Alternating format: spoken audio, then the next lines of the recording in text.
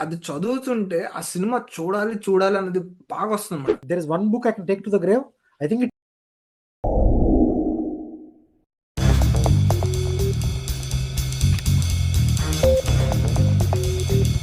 నీకు ఒక బుక్ చెప్తాను కొను.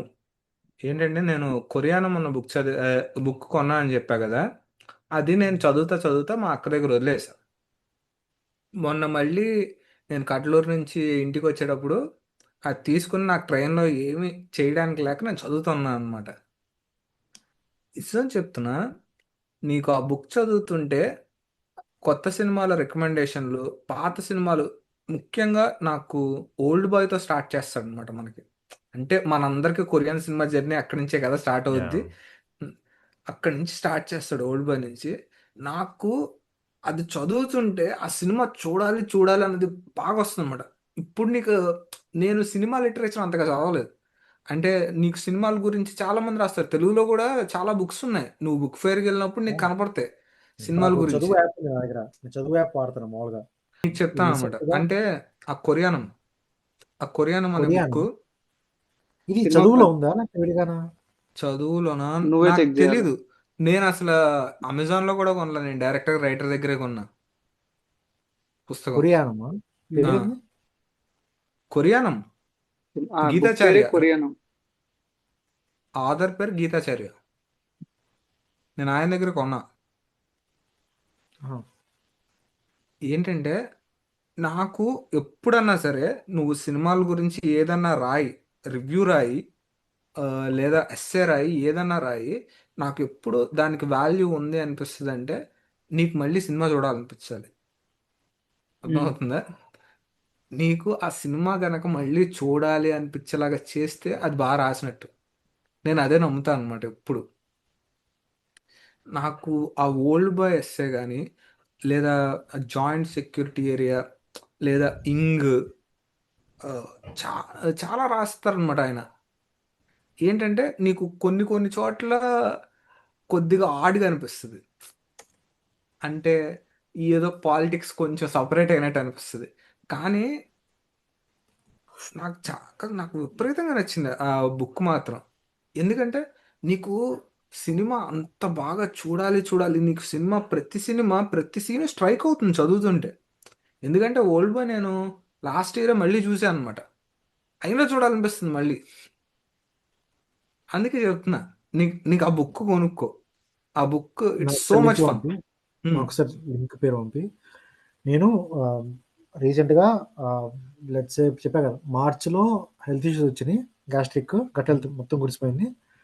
మేకి చాలా వరకు రికవర్ అవుతున్నా. I was trying to eat some good food తిన్నాను. ఎందుకంటే నేను మార్చ్‌కి హాస్పిటల్‌లో అడ్మిట్ అయినప్పుడు వెయిట్ చెక్ చేసినప్పుడు ఐ వాస్ లైక్ 106, 107 ఉన్నా. By the time of May touch అయ్యే టైంకి ఐ వాస్ క్లోజ్ టు 95. 2 మంత్స్‌లో 10 కేజీస్ తగ్గా. ఏం చేయట్లా, I was going for walking అంతే. తిన్నాక నడుస్తున్నా. రోజు వెళ్ళేవాడిని. ఒక పాయింట్ తర్వాత ఒక గన్ షాట్ జరిగిందంట ఇంటి పక్కనే. మా వాళ్ళు నాకు వార్నింగ్ ఇచ్చారు వెళ్ళొద్దని చెప్పి ఇంక ఇంట్లోనే ఉండిపోయా. ఏం చేయలేదు కానీ ఐ వాస్ వెయిటింగ్ లైక్ 96, 95, 96, 97 కొట్టుకుంటూ తిరుగుతున్నా. ఈ మూమెంట్లో ఒక జూన్ జూలై టైంలో నాకు బుక్ మళ్ళీ ఇల్లంతా మొత్తం నీట్గా ఎందుకు తెలియదు ఫెల్ట్ లైక్ మళ్ళీ పర్ఫెక్ట్ డేస్ చూశాను. తాత అనుకున్నా. మళ్ళీ దర్శనం ఇచ్చాడు. మళ్ళీ ఒక గ్రహణం కలిగించాడు. So I sat down. I felt like ఒకసారి రూమ్ అంతా క్లీన్ చేసుకుందాం, బుక్స్ సర్దుకుందాం అని చెప్పి మొత్తం సర్దుకున్నాక రూమ్లో చెత్త చెదారం ఎంత ఉన్నాయి మొత్తం పడేసా. Like I felt like throwing it out. I felt like throwing పడేలా పడేసా అంతే. ముందే నాకు ఆలోచించిన ఇది అవసరం లేదు, నాకు అవసరమే పడేసా ఇంకా అంతే.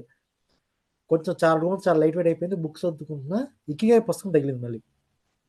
ఐ స్టార్ట్ చదవడం మొదలుపెట్టా. నాకు ఒక 80 పేజ్ దగ్గరకు వచ్చేసరికి దీనమ్మ నేను బ్రతికే కాదని చెప్పేసి బుక్ అనిపించింది నాకు. Like I'm always living the wrong life. అంటే ఇప్పటిదాకా నేను చాలా మంది డాక్టర్స్ కలిసా ఈ లాస్ట్ 1.5 ఇయర్లో. అంటే ఇప్పుడు నాకున్న ఫిజిషియన్ డాక్టర్ దగ్గర నుంచి ఎమర్జెన్సీ డాక్టర్ దగ్గర అందరం కలుస్తా. ఏమంటారు, లావు తగ్గాలి, ఎట్లా తినాలి. ఇప్పుడు నేను ఆఖరికి ఇన్స్టాగ్రామ్లో ఉంటా కదా, ఒక అతను వెంకీ అని ఉంటాడు. 10,000 కట్టి సబ్స్క్రిప్షన్ కూడా తీసుకున్నా, వెయిట్ లాస్ దాన్ని మొత్తానికి. వాడు నాకు చాట్ వేసి మొత్తం ఇచ్చాడు.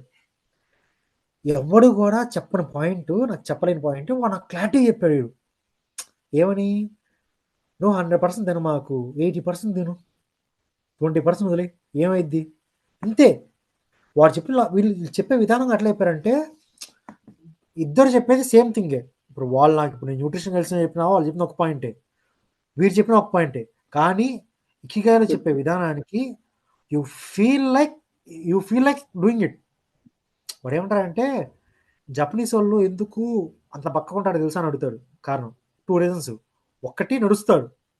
నడక ఎక్కువ వాళ్ళది. ట్రాన్స్‌పోర్టేషన్ బొక్క. రెండోది ఏం చెప్తారంటే, వాళ్ళ ఐటెమ్స్ అన్నీ గూడా బొచ్చెల్లో ఉంటాయి. చిన్న చిన్న బౌల్స్‌లో ఉంటాయన్నమాట. యాహ్! చిన్న చిన్న బౌల్స్.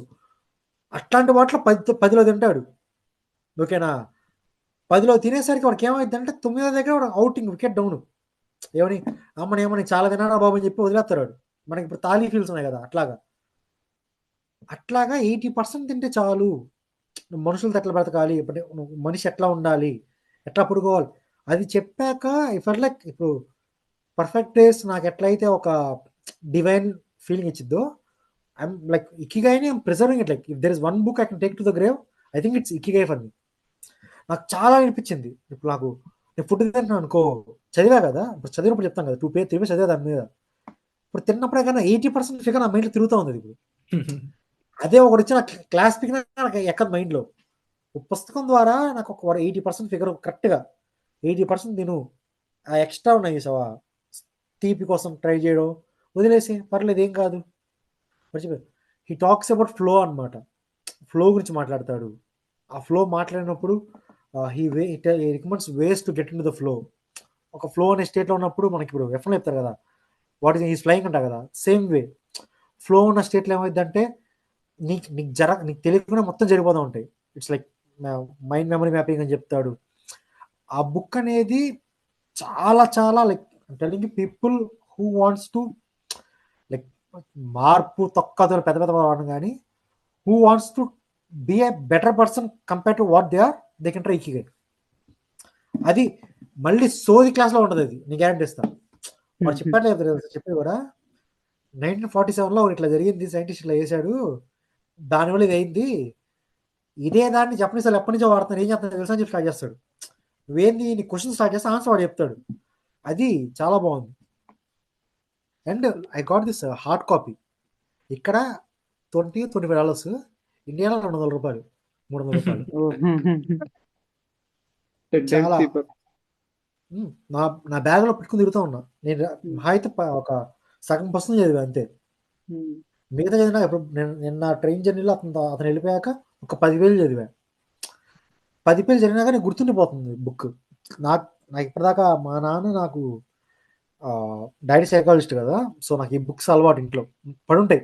నేను ఇప్పుడు ముట్టుకోలే. సో దాంట్లో నా ఫీలింగ్ ఏంటంటే ఒక పుస్తకం చదివితే దాంట్లో నుంచి ఏదో కథ లేపేసేసి మనం సినిమా తీయొచ్చు. ఒక కథ పరంగా హెల్ప్ అవ్వాలి అనే మైండ్ సెట్ ఉండిద్ది తప్ప ఎప్పుడు కూడా ఇట్లా పుస్తకాలు చదవలా. ఇప్పుడు నా దగ్గర 'ద సీక్రెట్' ఉంది, 'అటామిక్ హ్యాబిట్స్' ఉన్నాయి, ఇంకొన్ని ఉన్నాయి బుక్స్ అట్లాంటివి. అవి ఉన్నాయి. అవి స్టార్ట్ చేయొచ్చు. I felt like they are not that boring. మరీ అంత బోరింగ్ అంటే విజయానికి 5 మెట్లు, విజయానికి 7వ మెట్టు ఆ రేంజ్‌లో లేకుండా it tells you in a very different perspective. నాకు చిన్నప్పటి నుంచి సెల్ఫ్ హెల్ప్ బుక్స్ అంటే చాలా చిరాకు అనమాట. ఎందుకంటే మనకి పట్టాభిరామ్ ఉండేవాళ్ళు. నాకు పట్టాభిరామ్ పుస్తకాలన్నా పట్టాభిరామ్ ఇవన్నా ఎందుకు చిరాకంటే, ఇప్పుడు కష్టపడి కాదు ఇష్టపడి చదవనట్టు. ఇష్టపడి ఎట్టా చదువుతారు రా స్కూల్ ఏజ్‌లో అనిపిస్తుంది నాకు.